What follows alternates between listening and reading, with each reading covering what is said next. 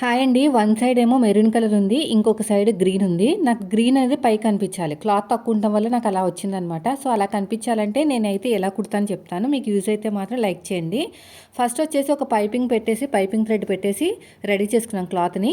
Green colour నా వైపుకి వచ్చేటట్టు పెట్టుకుని దాని కింద నేను లైనింగ్ పెట్టాను. ఇప్పుడు ఈ లైనింగ్ తీసుకొచ్చి ఒరిజినల్ క్లాత్ మీద పెట్టాననమాట.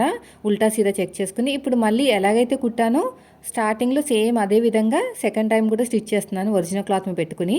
అయితే నాకు గ్రీన్ వచ్చింది ఒక సైడు, ఇంకో సైడు రెడ్ వచ్చింది అంటే మెరూన్. ఆ మెరూన్ అనేది మనకు కనిపించకూడదు, గ్రీన్ మాత్రమే కనిపించాలంటే ఇలా కుట్టి చూడండి, ఓకేనా. సో ఇప్పుడు ఓపెన్ చేసేస్తే నాకు వన్ సైడ్ ఏమో గ్రీన్ వచ్చింది, ఇంకొక సైడ్ ఏమో మెరూన్ వచ్చింది. ఆ మెరూన్ అనేది లోపలికి వెళ్ళిపోయింది, అంటే లైనింగ్ వైపుకి వెళ్ళిపోయింది. నాకు కావాల్సిన గ్రీన్ మాత్రం బయటకు వచ్చింది. చూసారా, ఇది ఎందుకు జరుగుతుందంటే నాకు క్లాత్ చాలా చాలా తక్కువ ఉందండి. కావాలంటే ఇంకొక వీడియోలో షేర్ చేస్తాను నాకు ఎంత తక్కువ ఉందో. చూసారా ఎంత బాగా వచ్చేసిందో. వీడియో నచ్చితే లైక్ చేయండి.